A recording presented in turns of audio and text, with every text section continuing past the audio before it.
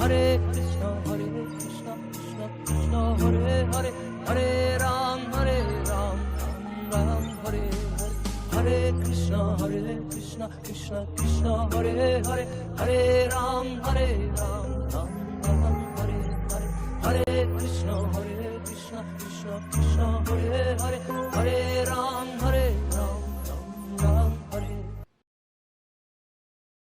Om Ajnana Timirandasya Jnananjana Salakaya Chakshurunmilitam Yena Tasmai Shri Guruve Namah. Shri Chaitanya Manobhishtam Sthapitam Yena Bhutale Swayam Rupa Kada Maya Dadati Swapadantikam Vandeham Shri Guru Shri Yuta Padakamalam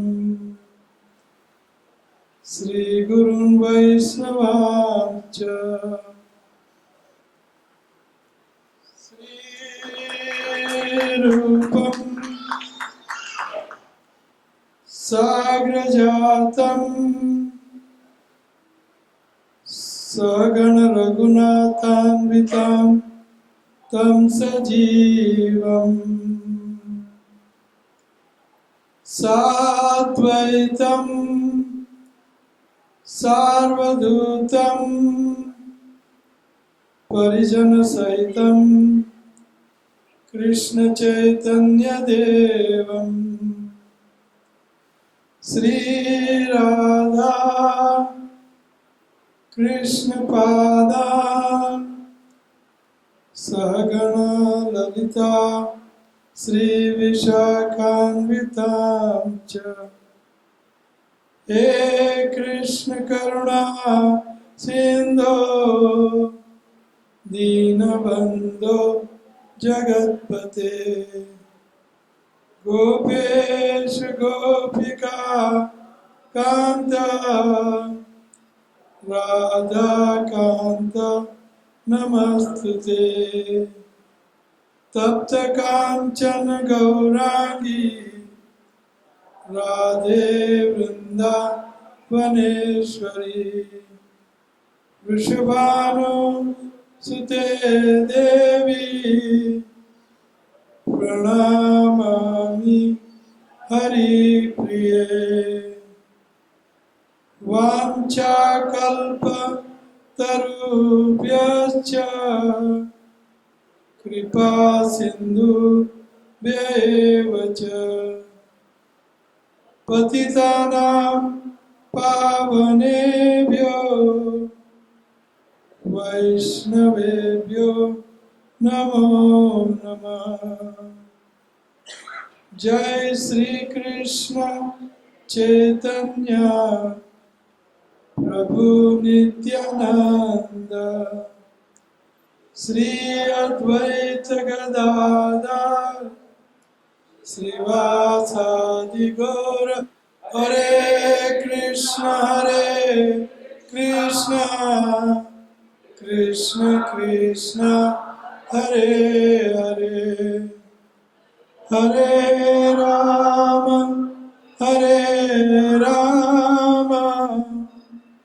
Rama Rama Hare Hare. नमो विष्णुपादाय कृष्ण पृष्ठाय भूतले श्रीमते भक्ति वेदांत स्वामिन इति नामिने नमस्ते सारस्वते देवे गौरवाणी प्रचारिणे निर्विशेष शून्यवादी पाश्चात्य देशतारिणे जन्म ऐश्वर्य श्रुत श्रीवीर एदमान मद पुमान नैव अर्हति अभिजातातुं वै त्वाम अकिंचन गोचर। अब मेरे पीछे दोहराइए। जन्म ऐश्वर्य श्रुता श्रीभी एदमान मद पुमान नैव अर्हति अभिधातुं वै त्वामकिंचन गोचरम्। जन्म ऐश्वर्य श्रुता श्रीभिः एदमान मद पुमान नैव अर्हति अभिधातुं वै त्वाम अकिंचन गोचरम्। जन्म ऐश्वर्य सुता श्रीभिः एदमान मद पुमान नैव अर्हति अभिधातुं वै त्वाम अकिंचन गोचरम्। Anybody? Yes. जन्म ऐश्वर्य सुता श्रीभिः एदमान मद पुमान नैव अर्हति अभिधातुं वै त्वाम अकिंचन गोचरम्।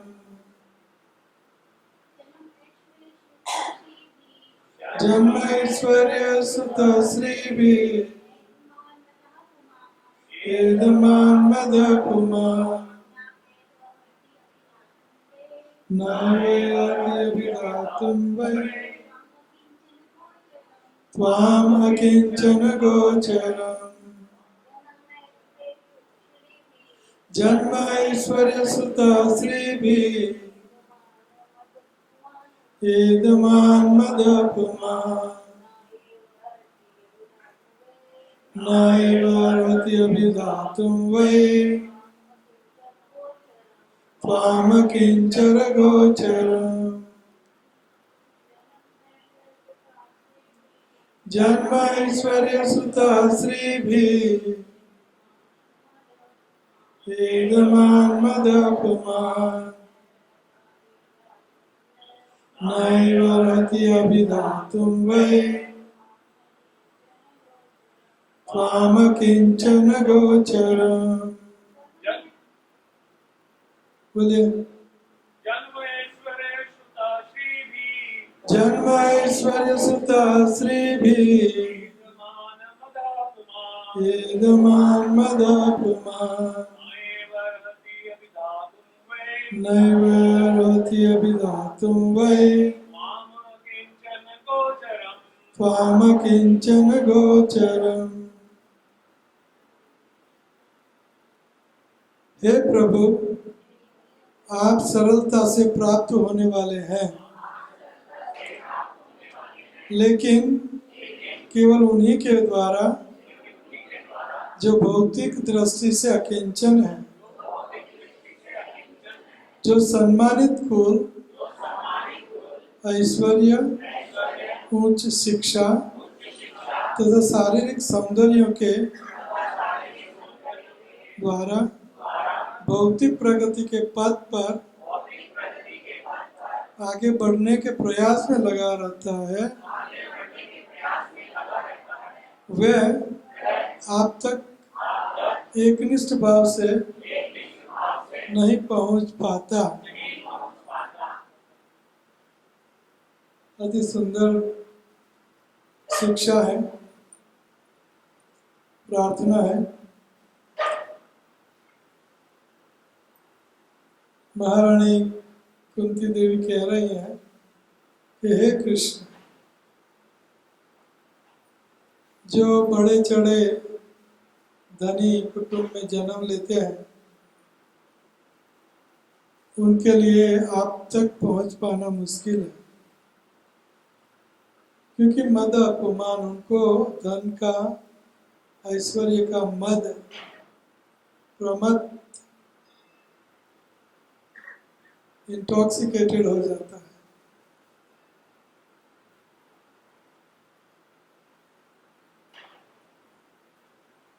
उनको धन का, ऐश्वर्य का अभिमान में, तो ये कृष्ण भगवान तक पहुंचने में बाधा रूप है। ऐश्वर्य क्यों बाधा रूप है? क्योंकि उससे हमें अभिमान,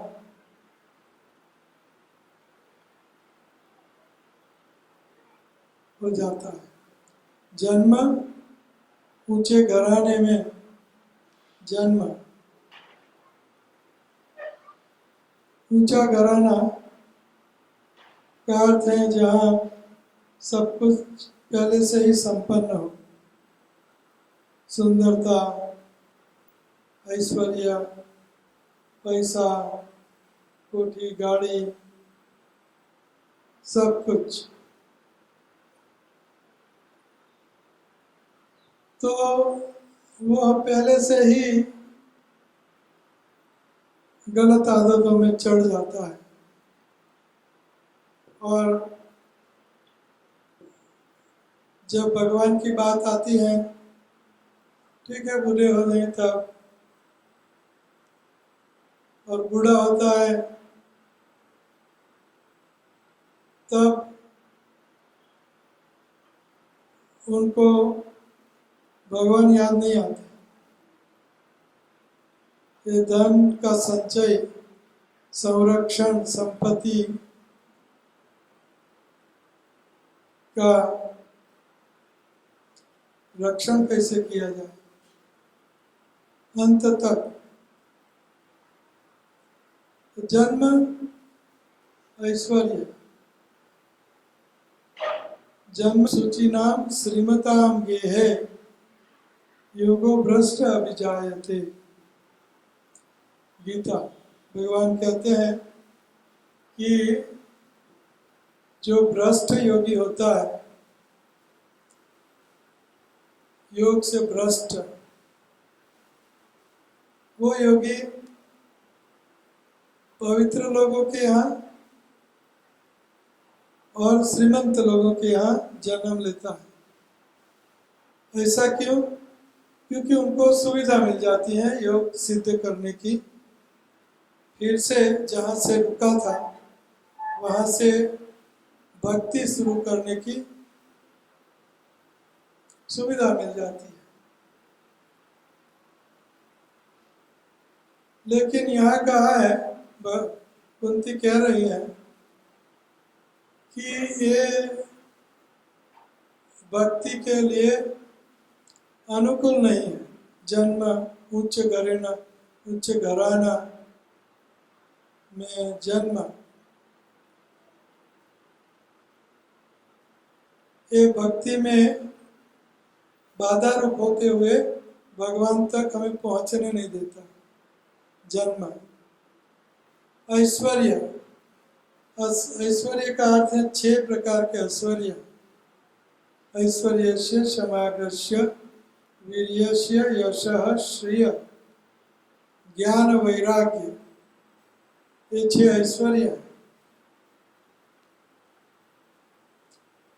तो ऐश्वर्य युक्त ज्ञानी, ध्यानी, पैसा, घराना, पीएचडी,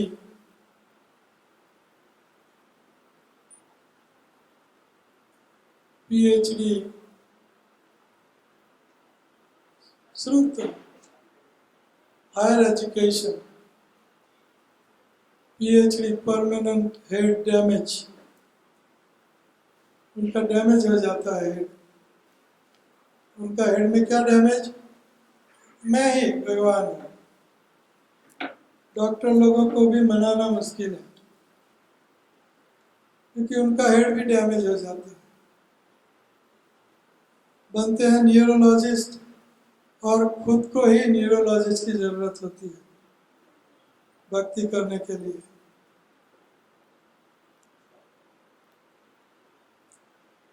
तो ऐश्वर्य में मद अपमान, ऐश्वर्य से पुरुष प्रमत्त हो जाता है। मद, प्रमत्त,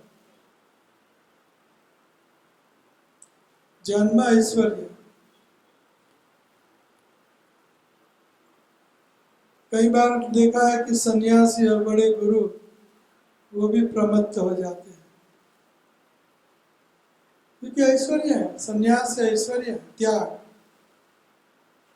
त्याग बहुत बड़ा धन है। तो कई सन्यासी गिर जाते हैं, सन्यास से च्युत हो जाते हैं, क्योंकि मद अपमान, सन्यास का उनको कैफ, मद, प्रमत्तता आ जाती है।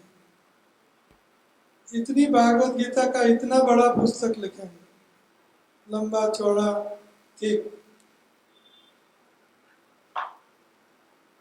क्योंकि उनके सर में श्री कृष्ण के प्रति द्वेष है। इसलिए श्री भगवान को, कृष्ण को भगवान नहीं है ऐसा ठहराने के लिए लंबी चौड़ी व्याख्या करनी पड़ती है, सत्य को छुपाने के लिए। भगवत गीता माइनस कृष्ण, ये ज्ञान है। तो इन लोगों के पल्ले श्री कृष्ण नहीं पड़ते, पहुंच नहीं पाते हैं कृष्ण के तक, क्योंकि ज्ञानी, स्पेक्युलेटर, मेंटल स्पेक्युलेटर, ड्राई फिलोसॉफिकल स्पेक्युलेटर, शुष्क वेदांतिस्ट, शुष्क ज्ञानी इंटॉक्सिकेटेड हो जाते हैं। और गुरुजन भी, कई गुरु अगर कृष्ण भक्ति में बराबर फिक्स, प्रभुपाद जैसे फिक्स नहीं होते, सदगोस्वामियों जैसे फिक्स कृष्ण भक्ति में फिक्स नहीं होते, तो वो गिर जाते हैं। और वो कोई नई चीज नहीं है। कोई सन्यासी गिर गया, कोई नई चीज नहीं है, अनादिकाल से चला आया है, अनादिकाल से।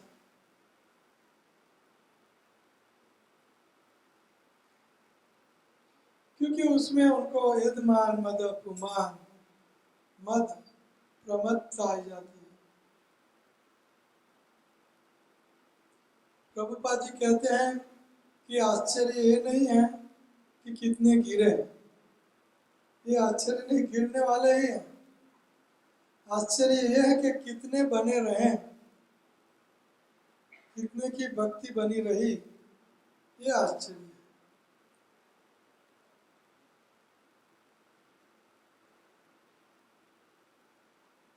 तो जन्म ऐश्वर्य, ऐश्वर्य मीन संन्यास, ज्ञान, पैसा, त्याग, बल, ऐश्वर्य से समाग्र, वीर्य से यश, श्रिय, ब्यूटी, सुंदरता, श्रिय, बलवान, ये सब चीजें भक्ति में बाधा रूप में है। अगर हम ये चीजें भक्ति में न लगाएं, वैसे भगवान ने हर चीज हमें दी है भक्ति में लगाने के लिए, भक्ति में लगने के लिए, भक्ति में लगने के लिए हमें भगवान ने सब कुछ दिया, लेकिन हम उनमें इंटॉक्सिकेटेड हो जाते हैं, उनमें प्रमत्त हो जाते हैं। जन्म ऐश्वर्य, श्रुत, श्रुत ज्ञानी, PhD, CMCA, BA, MBBS, MBA, जन्म ऐश्वर्य श्रुता, श्रुता means higher education. Thanks god मुझे बचा लिया, मैं हाईएस्ट एजुकेशन तक पहुंच गया, लेकिन प्रभुपाद जी ने मुझे बचा लिया, थैंक यू। श्रुता, श्री भी, श्री का अर्थ है सौंदर्य, जन्म ऐश्वर्य श्रुता, श्री भी, सुंदरता के स्वामित्व द्वारा ऐश्वर्य से समाग्रहस्य वीर्यस्य यशः श्रिय, श्रिय श्री भी सुंदरता, ये श्री कृष्ण की भक्ति में बाधा रूप होती है। सुंदरता, मैं इतना सुंदर, handsome, I am the attractive force, not Krishna. Krishna is not all attractive, I am all attractive. मदापुमा, उनका प्रमत्ता मत, जन्म ऐश्वर्य श्रुत श्री भी एदमान मदपुमान न एवं अर्हति, अर्हति पात्र नहीं होते वो। ये चार प्रकार के लोग श्री कृष्ण की भक्ति के लिए पात्र नहीं होते, क्योंकि मद अपमान, अभिधातुम वही, निश्चित रूप से उनको कृष्ण भक्ति नहीं मिलती। क्यों नहीं मिलती? कि मद अपमान, जन्म ऐश्वर्य श्रुत श्री से। और प्रभुपाद जी कहते हैं अमेरिका में कि यहाँ आप सबको तो ये चारों लगा है, एक से अगर कोई प्रमत्त हो जाए तो उसमें क्या बड़ा आश्चर्य है, लेकिन आप लोगों को तो चारों लगा है, पैसा भी है, सुंदरता भी है, सुंदर लोग हैं, गोरे लोग, एजुकेशन भी है, कोई अभन नहीं है, highest education, PhDs, doctors, lawyers. जन्म तो ऊंची कंट्री में मिला है, अमेरिका में जन्म, तो शुरुआत से ही ₹1,00,000 पर महीना उनकी इनकम हो गई। जैसे जन्म हुआ ₹1,00,000 इनकम पर महीना। और यहाँ जन्मा, अगर रोटी मिल गई तो भाग्य है। तो प्रभुपाद जी कहते हैं अमेरिकनों को कि आपको तो चारों लगा है, आप लोग धन्य हो, जो मेरे शिष्य लोग हो, धन्य हो कि चारों लगे हुए हैं, फिर भी आपको कृष्ण भक्ति मिल गई है। कृष्ण भगवान का बहुत बड़ा उपकार है।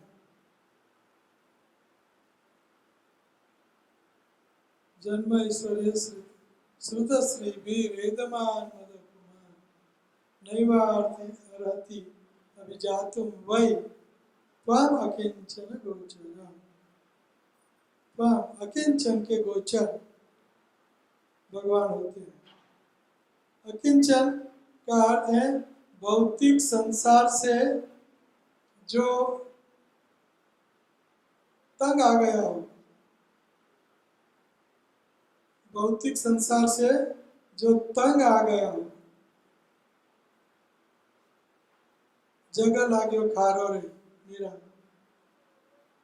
शून्यायतम जगत सर्वम, सारा संयम, सारा जगत मुझे शून्य लगता है। गोविंद विरहन में, हे गोविंद कृष्णा, आपके विरह में मुझे सारा जगत शून्य शून्य लगता है।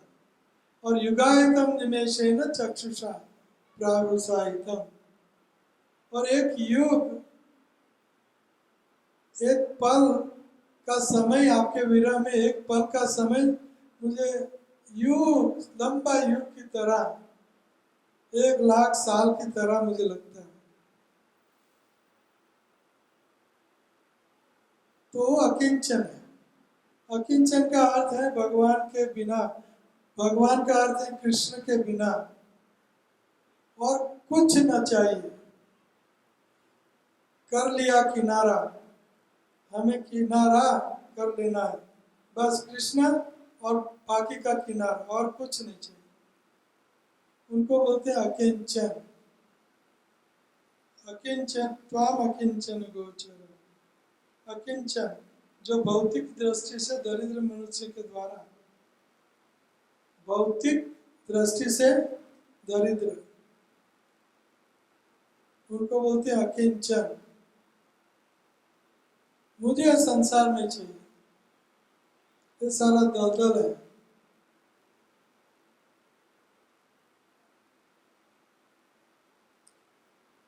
तुरंत मुक्त हो जाएंगे हम, तुरंत मुक्त। क्यों हम बंधन में पड़े, क्यों हम नौकरी में पड़े, क्यों हम सब नौकरी में ही पड़े हैं। माँ की नौकरी, कुटुंब की नौकरी, बॉस की नौकरी, इंद्रियों की नौकरी। अगर किसी की नौकरी नहीं है तो इंद्रियों की नौकरी।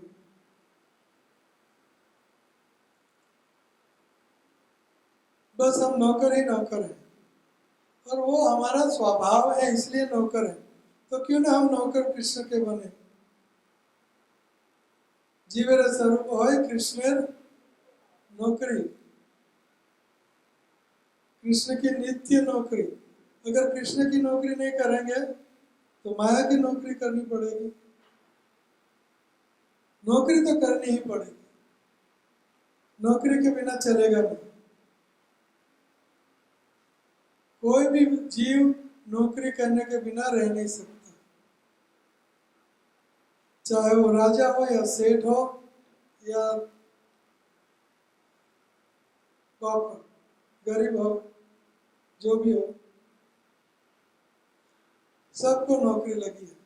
लेकिन किसकी नौकरी करनी, ये बुद्धि है।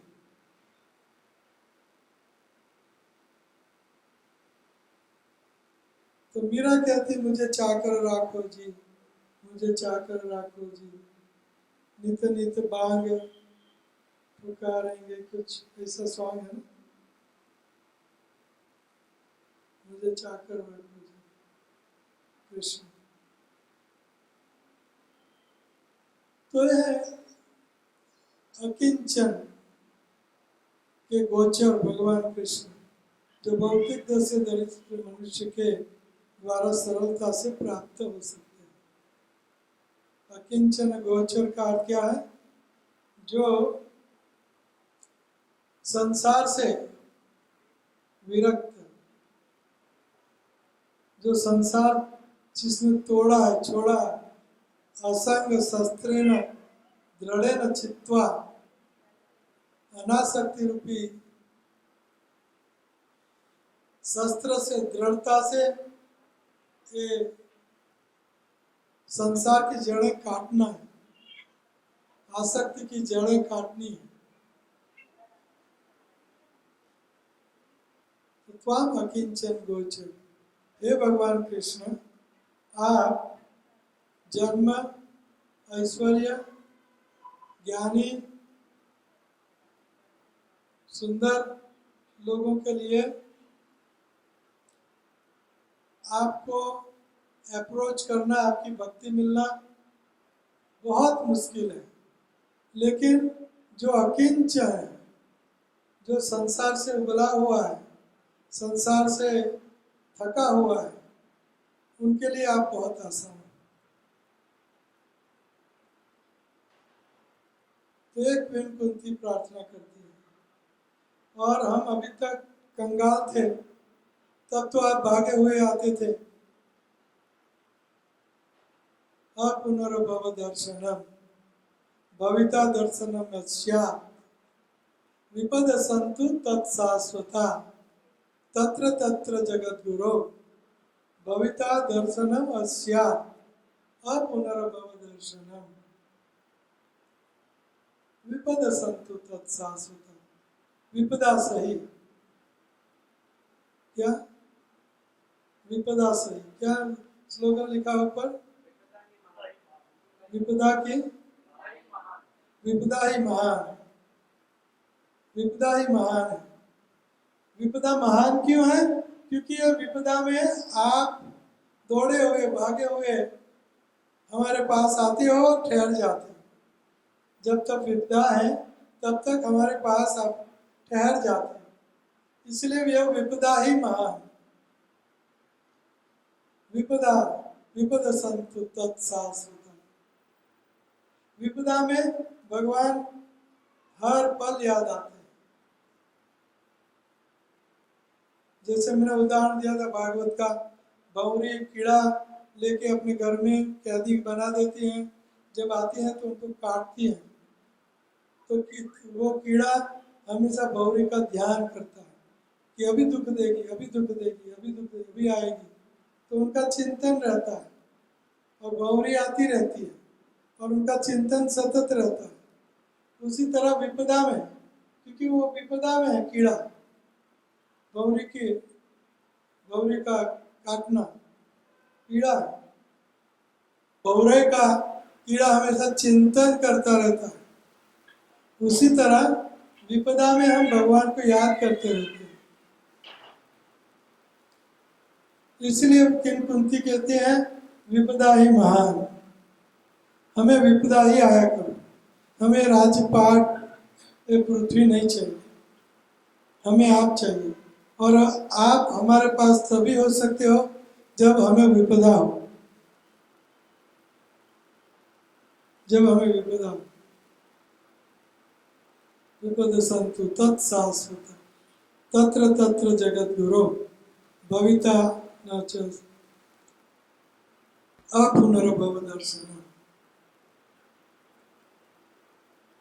तो त्वाम अकिंचन गोचर, अकिंचन लोगों के लिए आप बहुत सरल हो, आपको पाना बहुत सरल है।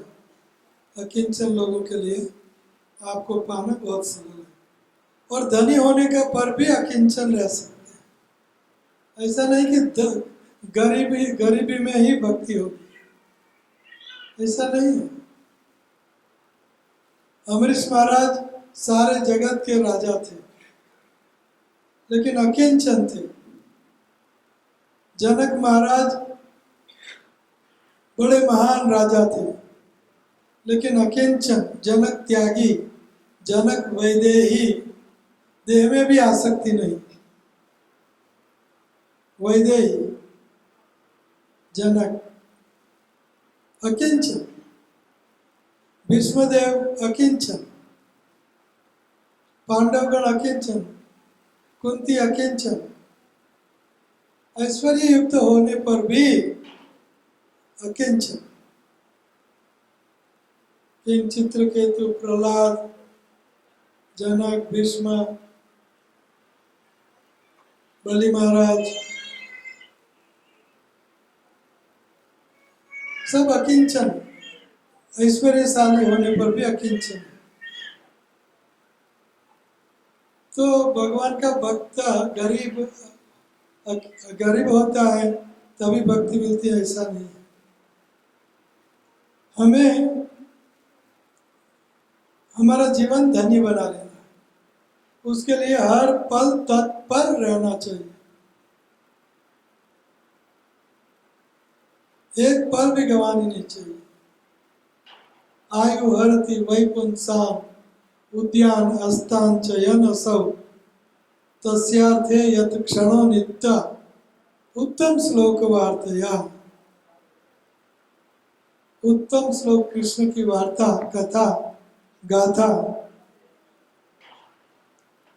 जो सुनता है, सुनाता है, उनका आयु सूर्य नहीं हर सकता। आयु हरति वैपुंसाम उद्यान अस्तान चयन सब तस्यार्थ यत क्षणो नित्य उत्तम श्लोक कृष्ण वार्तया। श्री कृष्ण की वार्ता हमेशा सुननी चाहिए, 24 घंटा सततम सततम। वस्त्रा किम न स्वसंति का न खादंती न मेदंती किम ग्रामे पशवो परे। और ये मनुष्य जीवन का क्या अर्थ है? क्या लोहार की टोकनी हमसे ज्यादा हवा लेती नहीं है और फेंकती नहीं है? तो हम श्वासोश्वास करते हैं, तो क्या हम बड़े हो गए? हमसे लोहार की टोकनी बड़ी है, हमसे ज्यादा हवा लेती है। और न खादंती न मेदंती किम ग्रामे पशुओं परे। क्या गांव में पशु हमसे ज्यादा खाते नहीं है? तो क्या वो बड़े हो गए भक्त? और क्या मेदंती, क्या हमसे ज्यादा मैथुन सुख नहीं भोगते पशु पंछी? तो हमसे बड़े हो गए। बड़ा होना का मापदंड है हमसे कितनी भक्ति होती है, शुद्ध भक्ति, ये बड़ा होना। किम गाँव में पशुओं परे न खादंती न मेदंती। सवै वर स्वविद वराह उष्ट खरै संस्तुतः पुरुषः पशु न यत्कर्ण यतोपेतो जातु नाम गदाग्रज।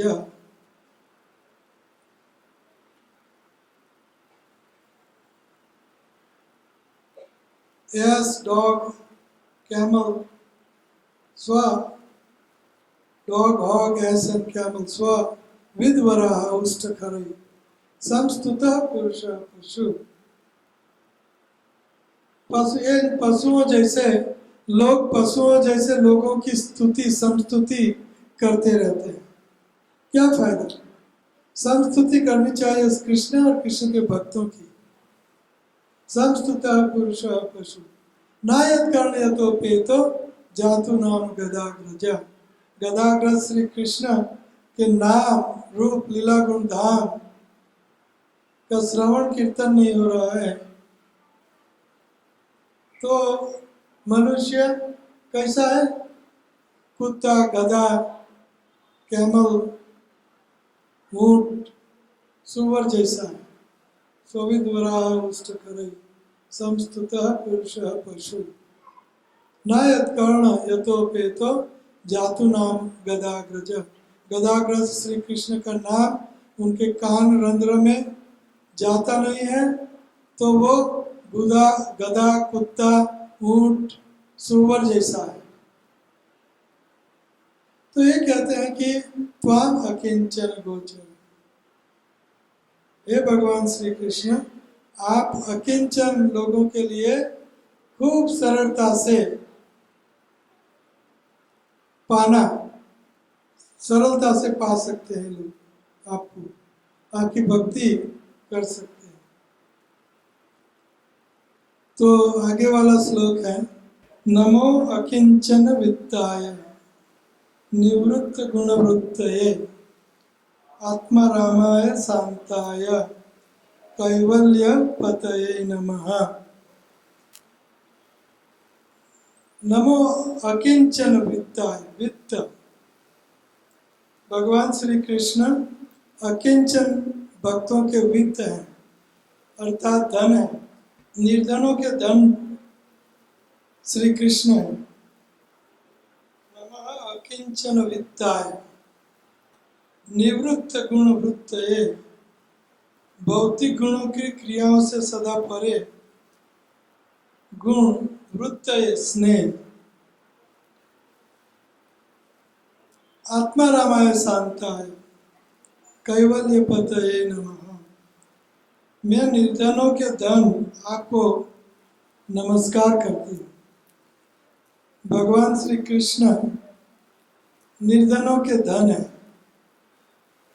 इसलिए निर्धन होना ये बहुत बड़ी लायकात है। बहुत बड़ी लायक है, क्योंकि गरीबी में भगवान जल्दी याद आते हैं। नमो अकिंचन वित्ताय, अकिंचन के वित्त और निवृत्त, जो निवृत्त है भौतिक गुणों क्रियाओं से सदा परे, निवृत्त, तो निवृत्त गुण वृत्त है, और जो निवृत्त है उनके आप स्नेही हो। आपको प्रकृति के भौतिक गुणों की क्रियाओं प्रक्रियाओं से कोई सरोकार नहीं, निवृत्त गुणवृत्त है, और आप आत्मतुष्ट है, आत्माराम है, आप्त काम है। भगवान कृष्ण को आनंद के लिए किसी और की जरूरत नहीं होती, खुद ही आनंद है, उनका नाम ही आनंद है कृष्ण का। और आनंद करने के लिए कृष्ण ही राधा रानी बने, ऐसा नहीं कि कोई और आनंद करने के लिए कोई और की जरूरत पड़े। आनंद करने के लिए खुद ही विस्तरित हुए राधा रानी में। राधा कृष्ण एक तनु दो ही रूपे स्फूर्ति। हाँ, राधा कृष्ण एक तनु, यानी वो श्लोक मैंने पढ़ाया था आपको। राधा कृष्ण एक तनु स्फूर्ति, मैं भूल गया वो श्लोक। तो राधा कृष्ण, कृष्ण को अगर आनंद और बढ़ाना है तो वो खुद विस्तरित होंगे, तभी तो होगा काम, क्योंकि उनका प्रतिस्पर्धी कोई नहीं हो सकता, उनको आनंद देने वाला और कोई नहीं हो सकता, क्योंकि वो खुद ही आनंद है, वो खुद ही आनंद स्वरूप, उनका नाम ही आनंद है, वो खुद ही आनंद है। खुद आनंद मीन्स कृष्ण, कृष्ण मीन्स आनंद। कृष्ण में से आनंद आता है तो कृष्ण और आनंद अलग हो गए, लेकिन कृष्ण ही आनंद है। तो इसीलिए आत्मा रामाय, कृष्ण अपने आप में रमण करते हैं। राम रमेति मनोरमे सहस्त्र नाम तातुल्यम, राम नाम वरा नरे वरा नने। राम जो अपने आप में रमण करने वाले राम, तो भगवान कृष्ण ये आत्मा राम है। आत्मा रामश्च मुनयो निरग्रंथा अपि उरुक्रमे कुर्वन्ति आयतु किं भक्तिं इत्थं भूत गुणो हरि, इत्थं भूत गुणो हरि। आत्मा रामस्य मुनयो, जो मुनि अपने आत्मा राम भगवान श्री कृष्ण का निराकार ब्रह्म स्वरूप में जो आनंद करते हैं, आत्मा राम है। आत्मा रामश्च मुनयो, और मुनि है, चिंतन करते हैं भगवान श्री कृष्ण का ध्यान चिंतन। तो आत्मा रामस्य मुनयो निर्ग्रंथ, और वो उनकी ग्रंथि टूटी हुई होती है, इसलिए आत्मा रामस्य मुनयो निर्ग्रंथा अपि उरुक्रमे कुर्वन्ति हेतु किं भक्तिं इत्थं भूत गुणो हरि। आत्मा राम जो मुनि अपने आप में रमण करते हैं, वो भी भगवान श्री कृष्ण में आकृष्ट होते हैं। आत्मा रामश्च मुनयो निर्ग्रंथा, और वो मुनि निर्ग्रंथ होते हैं, उनकी ग्रंथि, भौतिक ग्रंथि उनकी टूट गई होती है, अर्थात भौतिक जगत से उनको कोई सरोकार नहीं। कोई संबंध नहीं, कोई आसक्ति नहीं, कोई लेना देना नहीं। उनको बोलते आत्मा राम मुनि। आत्मा रामस्य मुनयो निर्ग्रंथा, वो निर्ग्रंथ होते हैं, ग्रंथि उनकी टूट गई होती है, भौतिक ग्रंथि। कुर्वन्ति अहेतु की भक्ति, और हरि श्री कृष्ण की कैसी भक्ति करते हैं? कुर्वन्ति अहेतु की भक्ति, कोई भी प्रकार का अपेक्षा, कोई भी प्रकार की अपेक्षा आशा बिना, अहेतु की भक्ति। तो ऐसे आत्माराम को भी आत्माराम श्री कृष्ण आकृष्ट करते हैं, इसलिए आत्मारामाय शांतये। आत्म भगवान आत्म तुष्ट है, पुष्ट है, और आत्मारामों को आकृष्ट करने वाले हैं। आत्माराम, आत्माराम शांतये।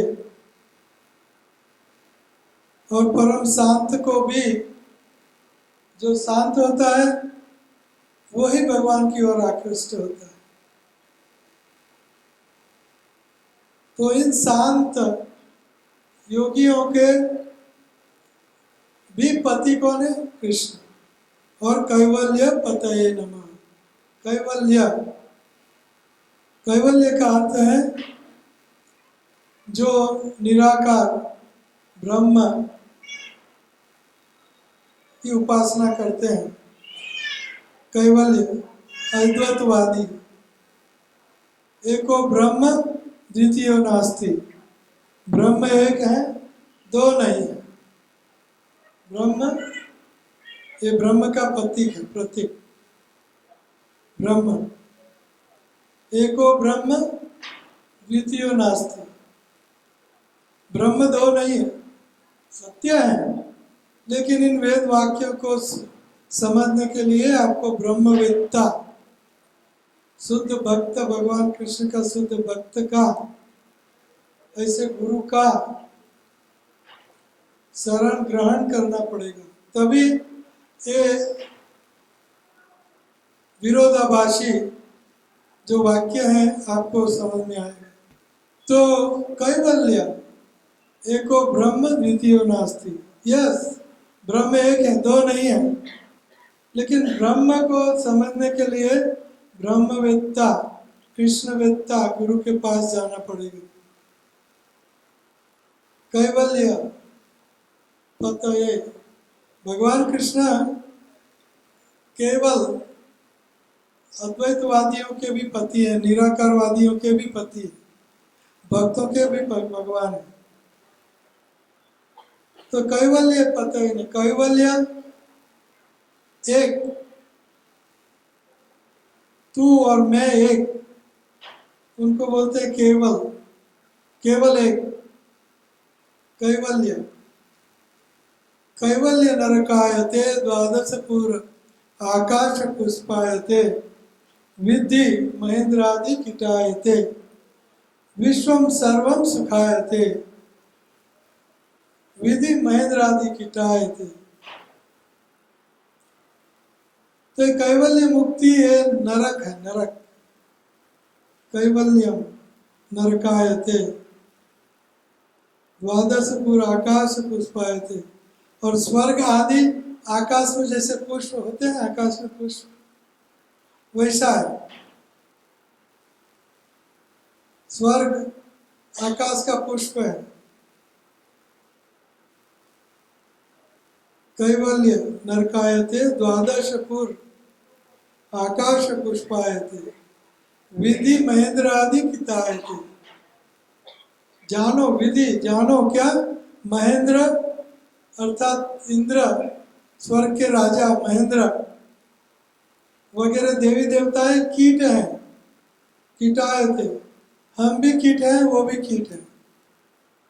पोस्ट बड़ी है लेकिन है जीवात्मा।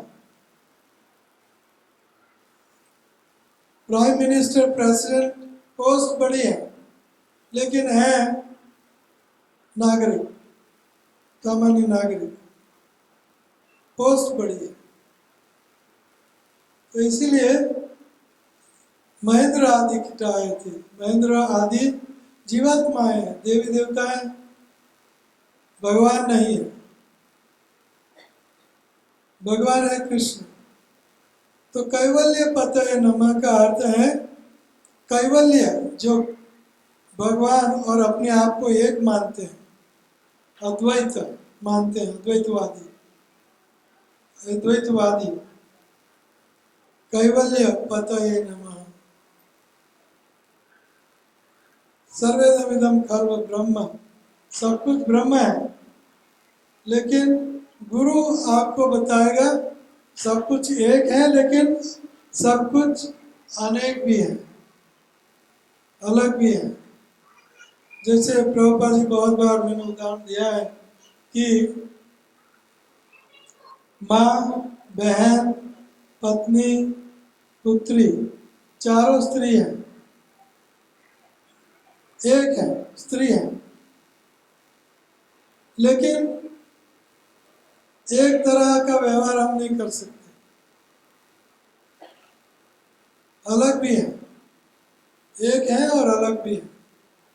उसी तरह ये जगत ब्रह्म ही है, अंत सब कुछ एक ही होगा, लेकिन अभी एक नहीं है। तो ये सब गुढ़ार्थ समझने के लिए गुरु के पास जाना होगा, नहीं तो फिर। और गुरु कैसा? ब्रह्मवेत्ता, शास्त्रों में पारंगत और भगवान श्री कृष्ण का भक्त, परंपरा में उनकी परम गुरु परंपरा होनी चाहिए, खुद भजन करता होना चाहिए, वगैरह कई लायकात है गुरु की। ऐसे ब्रह्मवेत्ता गुरु के पास जाना पड़ेगा, तब भगवान कौन है पता चलेगा। नहीं तो गोते खाते रहेंगे, ये भगवान, वो भगवान, भगवान मर गए, भगवान मैं बन गया, तू बन गया, सब घोटाला। सारे 33 करोड़ भगवान है, सब भगवान है, ये सब फिलोसफी। तो ये द्रोह है, भगवान का द्रोह है, भगवान का द्रोह है। अगर कोई सेठ को मैं कहूँ तू पॉपर है, गरीब है, नालायक है, भिखमंगा है, तो उनका इंसल्ट है, इंसल्ट। इस तरह भगवान को भी हम कहें तू निराकार है, तू निष्क्रिय है, तू और मैं दोनों एक हैं, सो हम। जिन मंत्र में भगवान श्री कृष्ण का नाम नहीं, वो मंत्र नहीं है। जिन यज्ञ में भगवान श्री कृष्ण का नाम नहीं, वो यज्ञ नहीं है। जिन सेवा में भगवान श्री कृष्ण का नाम नहीं, वो सेवा नहीं है। जिन शास्त्र में भगवान श्री कृष्ण का नाम नहीं, वो शास्त्र नहीं है। कैवल्य पतये नमः, कैवल्य नरकायति। ये कैवल्य सोच समझ नरक है, नरक। भगवान श्री कृष्ण है, प्रेमी है, आनंदी है, आनंद देने वाले हैं, प्रेम देने वाले हैं, और उनकी भक्ति ही हर जीव का कल्याण है। भक्ति सार्वभौमिक, सार्वजनिक है। सार्वजनिक अर्थात भंगी, ब्राह्मण, गोरा, काला, ऊंच नीच, सबके लिए भक्ति। चीट, कीट, पतंग, पेड़, पौधा, सबके लिए भक्ति सुलभ है। हर जीवात्मा के लिए भक्ति सुलभ है। तप नहीं, ज्ञान नहीं, स्वाध्याय नहीं, तीर्थ नहीं, हवन नहीं, पूजा पाठ नहीं, स्वाध्याय नहीं, शास्त्रों का अध्ययन नहीं, लेकिन भक्ति सार्वजनिक है। हर एक जीवात्मा का उनके ऊपर हक है। कुत्ते का, गधे का, हाथी, गजराज, गरुड़, मंकी, हनुमान, वांदर, राक्षस, बलि महाराज, प्रहलाद महाराज, हर एक का भक्ति पर अधिकार है। तो कैवल्य पतये नमः ये भगवान को गाली देने का बराबर है कि तू एक गोल दला जैसा है, लाइट है, तू निष्क्रिय है, तू अद्वैत है, तू सारा जगत है, तेरी आंखें नहीं है, तेरे हाथ नहीं है, तेरा पाँव नहीं है, तेरा कोई स्वरूप नहीं है, गालियां। लेकिन फिर भी यहाँ कुंती कहती कैवल्य पतये नमे आप हो। हे कृष्ण, जो निराकार ब्रह्मवादी और जो अद्वैतवादी हैं उनके भी पति आप। कैवल्य कैवल्य पतये नमः। नमो अकिंचन विद्याय निवृत्त गुणवृत्तये आत्मा रामाय शांताय कैवल्य पतये नमः। आइए आगे श्लोकों की परिभाषा करते हैं। हे भगवान, मैं आपको शाश्वत समय, परम नियंता, आदि अंत से रहित तथा सर्वव्यापी मानती हूँ। आप सबों पर समान रूप से दया दिखाते हैं। जीवों में जो पारस्परिक कलह है वह सामाजिक मतभेद के कारण है। सुंदर बात बताती है। अनलिमिटेड, असंख्य धर्म क्यों? हिंदू, मुस्लिम, सिख, ईसाई, जैन, बौद्ध, अनंत धर्म क्यों? तो कुंती क्या कहती है कि जीवों में जो पारस्परिक कलह है वह सामाजिक मतभेद के कारण है।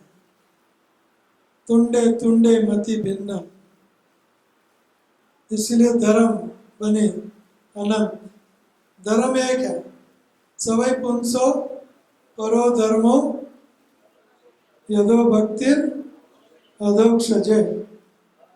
एक धर्म, लेकिन अनेक धर्म क्यों हुए? तो कुंती कहती है कि पारस्परिक कलह, कोई अद्वैतवादी है, कोई द्वैतवादी है, कोई द्वैताद्वैतवादी है, कोई केवल अद्वैतवादी है, कोई निराकारवादी है, कोई जैन है, कोई बुद्ध है, कोई मुस्लिम है, कोई क्रिश्चियन है। अनंत धर्म, जितनी खोपड़ी इतने धर्म। क्यों? कला, जीवों का पारस्परिक कला।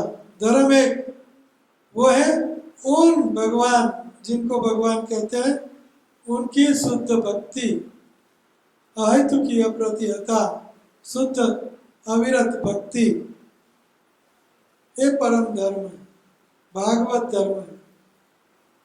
धर्मान भागवताम यहा दुर्लभ मानुषम जन्म तदपि अर्थदम अध्रुवम।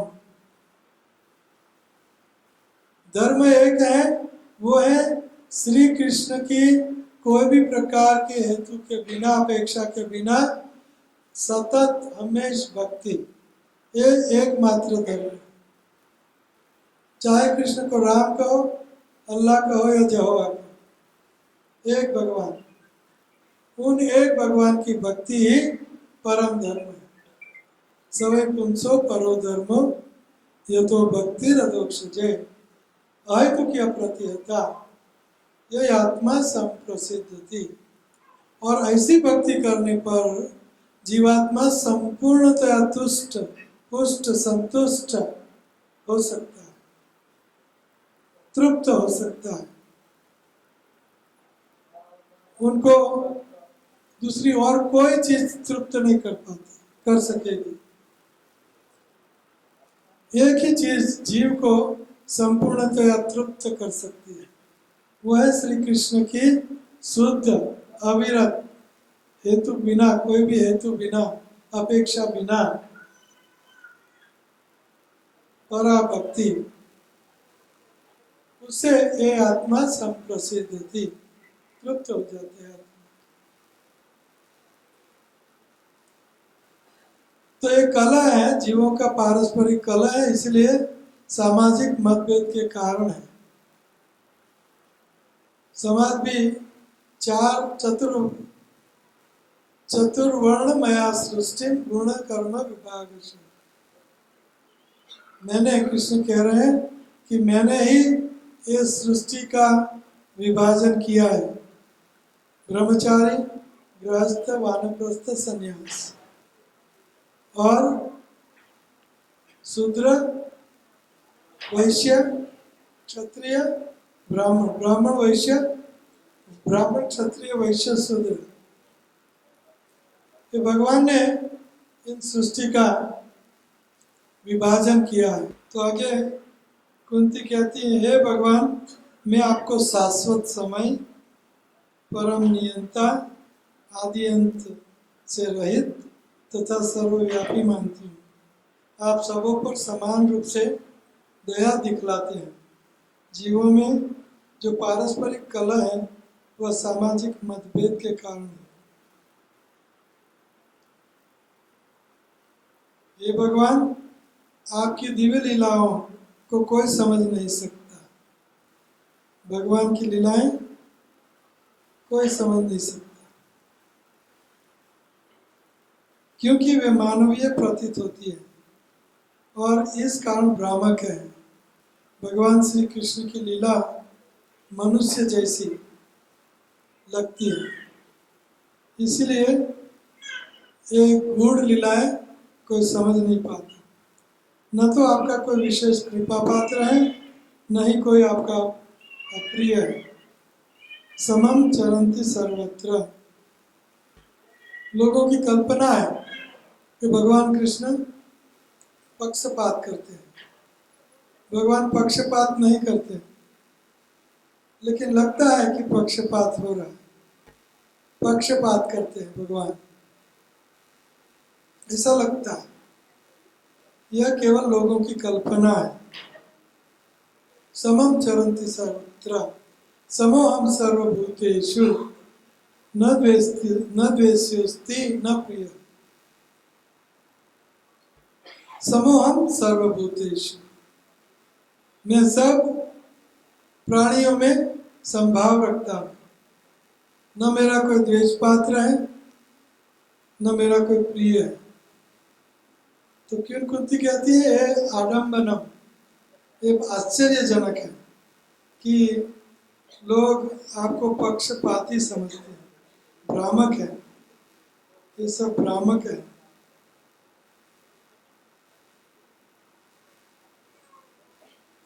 जन्म कर्म च विश्वात्मन अजस्या कर्तुर आत्मन।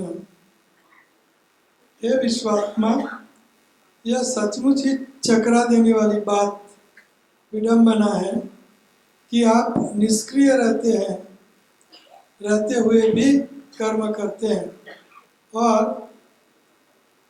प्राण शक्ति रूप तथा अजन्मा होकर भी जन्म लेते हैं। आप स्वयं पशुओं, मनुष्यों, ऋषियों तथा जलचरों के मध्य अवतरित होते हैं। सचमुच ही यह चकराने वाली बात है, विडंबना। तो भगवान श्री कृष्ण हर योनि में अवतरित होते हैं, लेकिन कोई उनको पहचान नहीं पाता। ये विडंबनम है, आश्चर्य है, भ्रामक, चक्राकार, चकराने वाली बात है। हालांकि भगवान कर्म और जन्म दोनों से परे हैं। जन्म कर्म च मे दिव्यम एवं यो वेत्ति तत्वतः त्यक्त्वा देहम पुनर्जन्म नैति मामेति सो अर्जुन। जन्म और कर्म से भगवान श्री कृष्ण परे हैं, इसीलिए वो अजस्य अजन्मा है, अकर्तु निष्क्रिय है। भगवान श्री कृष्ण कर्तुम अकर्तुम अन्यथा कर्तुम वेद वाक्य, वो करते भी हैं, कार्य करते भी हैं, नहीं भी करते हैं और उससे उल्टा भी करते हैं। अन्यथा कर्तुम, कर्तुम अकर्तुम अन्यथा कर्तुम। भगवान कृष्ण निष्क्रिय है और वो हर योनि में जन्म लेते हैं। हे कृष्ण, जब आपने कोई अपराध किया था तब जसोदा ने जैसे ही आपको बांधने के लिए रस्सी उठाई तो आपकी व्याकुल आंखें अश्रुओं से डबडबा आई, जिससे आपकी आंखों का काजल धुल गया। यद्यपि आपसे साक्षात काल भी भयभीत रहता है, फिर भी आप भयभीत हुए। यह दृश्य मुझे मोहग्रस्त लगता है। ये लीला आपको पता है, दामोदर लीला।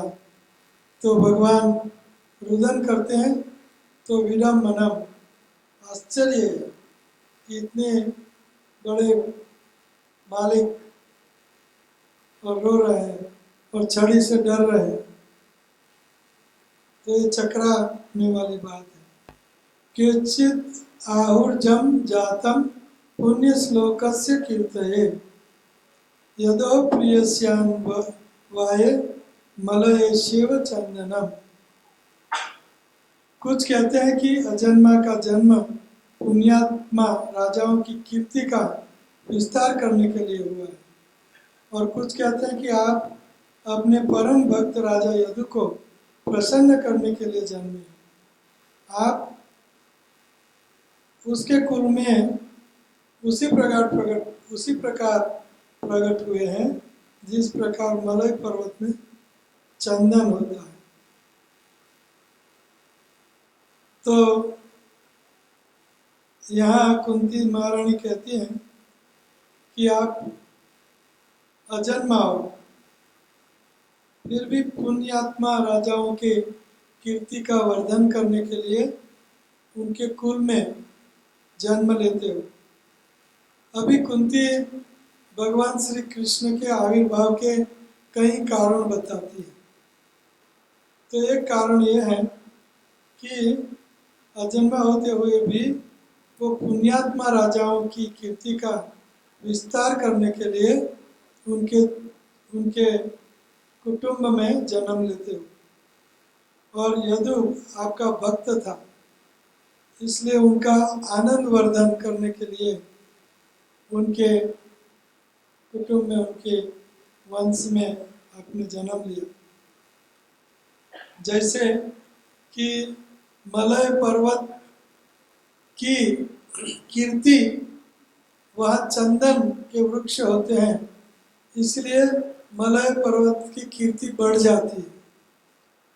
उसी तरह आप चंदन वृक्ष की तरह आप हो, और यदुवंश, अंधक वंश और वृष्णि वंश, ये वंश में आप जन्म लेते हो तो उन वंश की कीर्ति बढ़ जाती है। मलय चंदनम, मलयस्य इव चंदनम, चंदन से मलय पर्वत की कीर्ति बढ़ जाती है। उसी तरह यदुवंश में आपने जन्म लिया, यदुवंश की कीर्ति बढ़ गई, या कीर्ति बढ़ाने के लिए आपने जन्म लिया। आगे श्लोक संख्या 32। अपरे वासुदेवस्य देवक्यां याचितोऽभ्यगात् अजस्य त्वमयश्क्षेमाय वदाय च सुरद्विषाम्। अन्य लोग कहते हैं कि चूंकि वसुदेव तथा देवकी ये कृष्ण जन्म हम मनाएंगे, तो ये कथा करेंगे क्यों भगवान जन्म लेते हैं, तो आपको करनी होगी कथा। तो श्लोक संख्या कौन सी आगे थी? 32, ये 33। तो 32 से कथा शुरू करनी होगी, जन्म की कथा। कुंती अनेक कारण देती है कि क्यों आपका जन्म हुआ। तो अन्य लोग कहते हैं कि चूंकि वसुदेव तथा देवकी दोनों ने आपके लिए प्रार्थना की थी। उनके पहले जन्म में वसुदेव और देवकी सुतपा कृष्णी गर्भा ये नामक दोनों पति पत्नी थे। तो उन्होंने 100 साल तक, दिव्य साल तक श्री कृष्ण की तपस्या की। तो कृष्ण प्रसन्न होते हुए कहते हैं क्या चाहिए? तो बोलते हैं हमें आप सा ही पुत्र चाहिए, आप सा। तो भगवान सा पुत्र कोई नहीं हो सकता, भगवान के बराबर कौन हो सकता? इसलिए भगवान खुद वसुदेव और देवकी जो कृष्ण गर्भा उत्तपा थी उनसे जन्म लेते हैं, ऐसा कई लोग कहते हैं। अन्य लोग कहते हैं कि चूंकि वसुदेव तथा देवकी दोनों ने आपके लिए प्रार्थना की थी, अतः आप उनके पुत्र रूप में जन्मे हैं। निस्संदेह आप अजन्मा है, फिर भी आप देवताओं का कल्याण करने तथा उनसे ईर्ष्या करने वाले असुरों को मारने के लिए जन्म स्वीकार करते हो। तीसरा कारण। तीसरा कारण क्या? पहला कारण क्या था? पहला कारण ये श्लोक। कुछ कहते हैं कि अजन्म का जन्म पुण्यात्माओं राजाओं की कीर्ति का विस्तार करने के लिए होता है। इसलिए आप भक्त यदु का मान बढ़ाने के लिए उनके कुटुंब में जन्म लिए। आप उसके कुल में उसी प्रकट हुए मलय चंदनम। और अभी क्या कहते हैं कुंती कि अन्य लोग कहते हैं कि चूंकि वसुदेव तथा देवकी दोनों ने आपके लिए प्रार्थना की थी, अतएव आप उनके पुत्र रूप में जन्मे। निस्संदेह आप अजन्मा है, फिर भी आप देवताओं का कल्याण करने तथा ये तीसरा देवताओं का कल्याण करने और असुरों का वध करने के लिए आपने जन्म लिया। विनाशाय च दुष्कृताम्। और कुछ क्या कहते हैं, और लोग क्या कहते हैं? कुछ कहते हैं कि जब यह संसार बाहर से बोझिल समुद्री नाव की भांति अत्यधिक पीड़ित हो उठा तथा आपके पुत्र ब्रह्मा ने प्रार्थना की, तो आप कष्ट का शमन करने के लिए अवतरित हुए।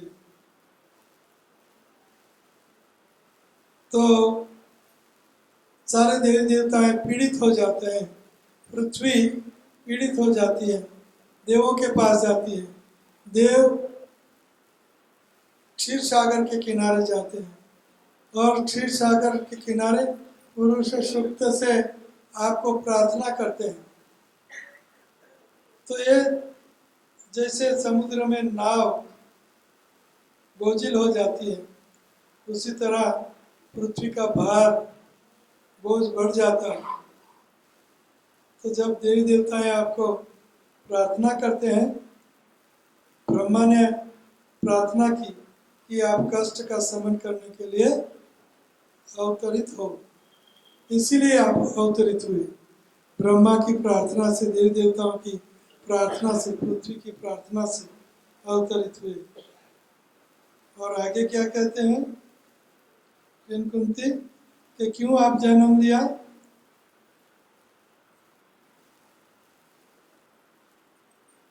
तो कुछ कहते हैं कि आप श्रवण, स्मरण, पूजन आदि की भक्ति को जागृत करने के लिए प्रकट हुए। निज भक्ति योग शिक्षार्थम एक पुरुष पुराणी। निज भक्ति योग शिक्षार्थ, अपनी भक्ति सिखाने के लिए आप प्रकट हुए, ऐसा कईयों को कहना है। श्रवण स्मरण पूजन आदि भक्ति को जागृत करने के लिए प्रकट हुए, जिससे भौतिक कष्टों को भोगने वाले बद्ध जीव इसका लाभ उठाकर मुक्त हो सके। तो भगवान श्री कृष्ण का श्रवण स्मरण पूजन आदि हमें सब कष्टों से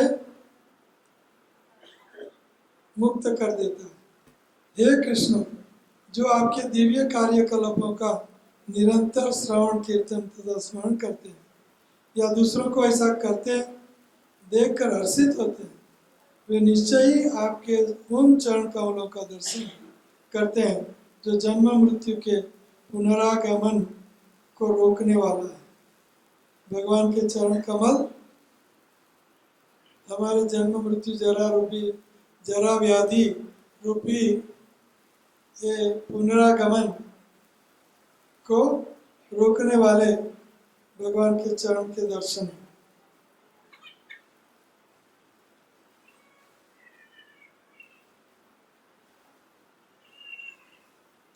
हे प्रभु, अपने सारे कर्तव्य स्वयं पूरे कर दिए। आज जब हम आपकी कृपा पर पूरी तरह आश्रित हैं और जब हमारा और कोई रक्षक नहीं है और जब सारे राजा हमारे शत्रुता किए हुए हैं, तो क्या आप हमें छोड़कर चले जाएंगे? हम पृथ्वी के राजा बन गए, सब राजा हमारे शत्रु बन गए, तो आप हमें छोड़ के चले जाएंगे? वैसे भगवान कृष्ण के भी शत्रु कम नहीं थे, इसलिए उन्होंने गुजरात पसंद किया, समुद्र किनारा और समुद्र में द्वारिका। कोई राजा आया ही नहीं, क्योंकि उनने भी भक्तों के रक्षण के लिए सब राजाओं से शत्रुता मोल ली थी, इसलिए भगवान समुद्र में बसे। रुक्मिणी को कहते हैं जोकिंगली। रुक्मिणी को एक कुटुंब दाम्पत्य कला पैदा करते हैं भगवान। रुक्मिणी बहुत मदीय भाव वाली थी। मदीय भाव अर्थात मैं आपकी, ये भाव था रुक्मिणी का, मैं आपकी सेविका। तो बहुत स्मूथ चल रहा था भगवान का संसार, बहुत खूब सरल स्मूथ, कोई ऊंचा आवाज नहीं रुक्मिणी का, और yes sir yes sir yes sir. तो भगवान कहते हैं स्टीरियोटाइप गृहस्थ जीवन चल रहा है यस सर वाला, बहुत कुछ उसमें चटनी नहीं है, चटनी नहीं। तो भगवान मजाक करते हैं रुक्मिणी का। तो भगवान रुक्मिणी को कहते हैं कि देखो जी, मेरे राजा, कितने राजा शत्रु हैं और मैं एक कोने में दरिया के बीच में बसा हुआ हूँ।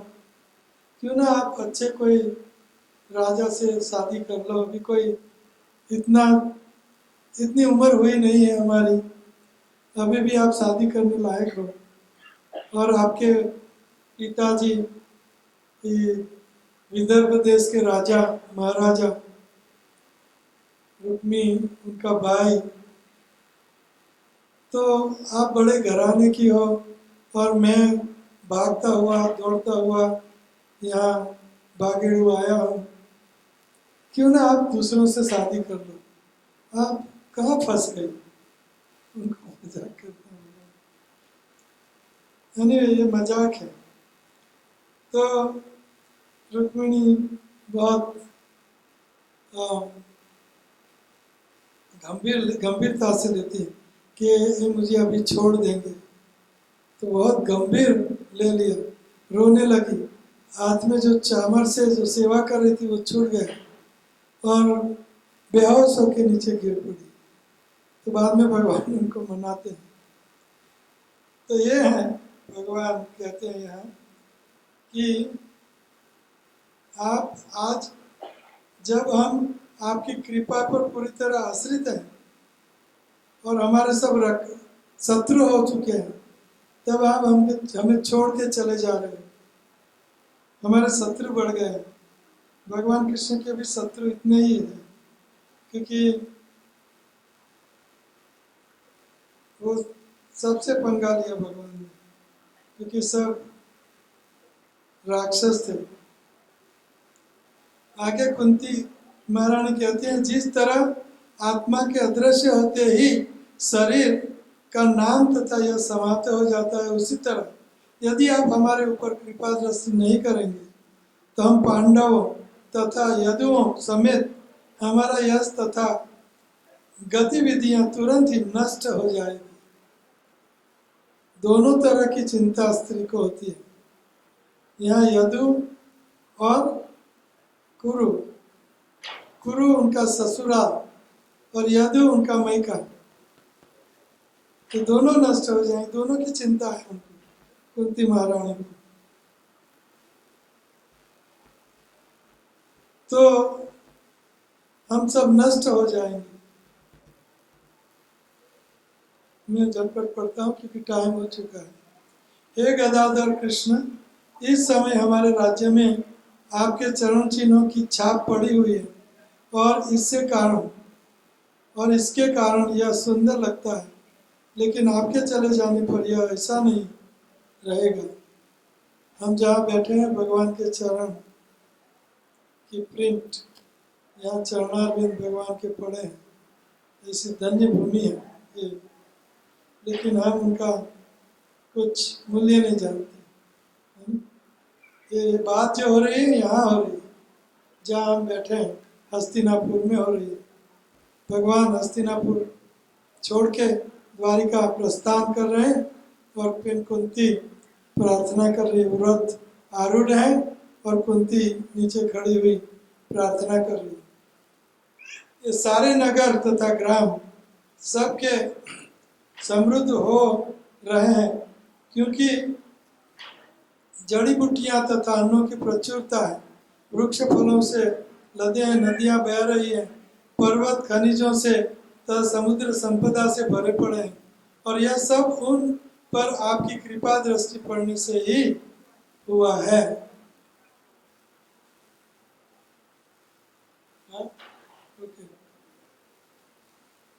तो ये नाटक अभी ये करेंगे और मेरा नाटक यहाँ विराम करता हूँ।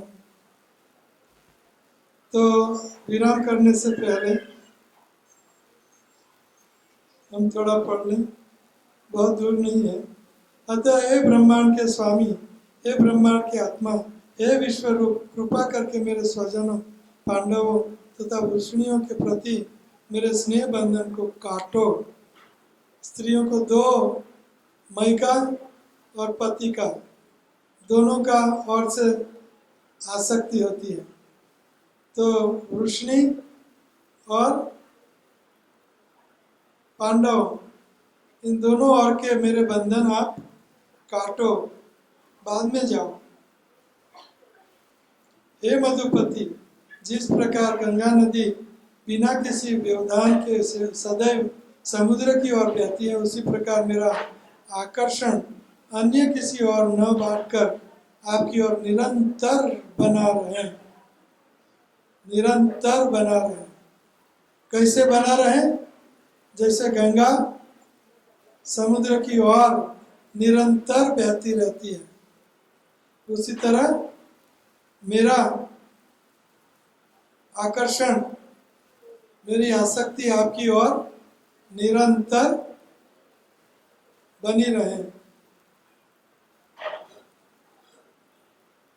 हे कृष्ण, हे अर्जुन, हे मित्र, हे वृष्णिकुल के प्रमुख, आप उन समस्त राजनीतिक पक्षों के विध्वंसक हैं जो इस तरह पर उपद्रव फैलाने वाले हैं।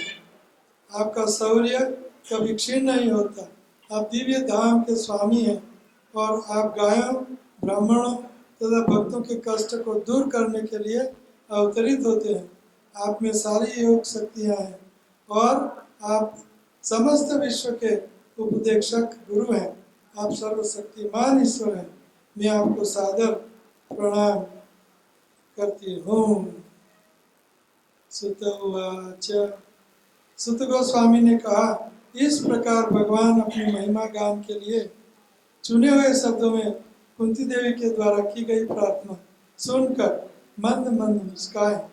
यह मुस्कान उनकी योग शक्ति के समान ही मोहित थी। भगवान स्मित हास्य मुस्काए। तो ये क्वीन कुंती की प्रार्थना है और हमें क्वीन कुंती की तरह भगवान श्री कृष्ण में आसक्त होना है, प्रेम करना है। अगर प्रेम करना है तो जिसके साथ जिससे प्रेम करना है उनकी सेवा अनिवार्य है, सेवा करनी ही पड़ेगी। और सबसे सरल और सर्वोत्तम सेवा है उनके नामों का रटन मुंह से और जीभ से। हरे कृष्णा हरे कृष्णा कृष्णा कृष्णा हरे हरे, हरे राम 16 माला है, हर रोज 16 माला। तो ये 16 माला करोगे, ये सेवा है। और सेवा करोगे तो आपको क्या मिलेगा? क्या मिलेगा? मेवा क्या है? कृष्ण प्रेम मिलेगा। 16 माला है। हरे कृष्ण। कुंती महारानी की, 5 पांडव गण की, आप सब वैष्णव भक्त वृंद की, गुरु गौरांग की, गौर प्रेमानंदी।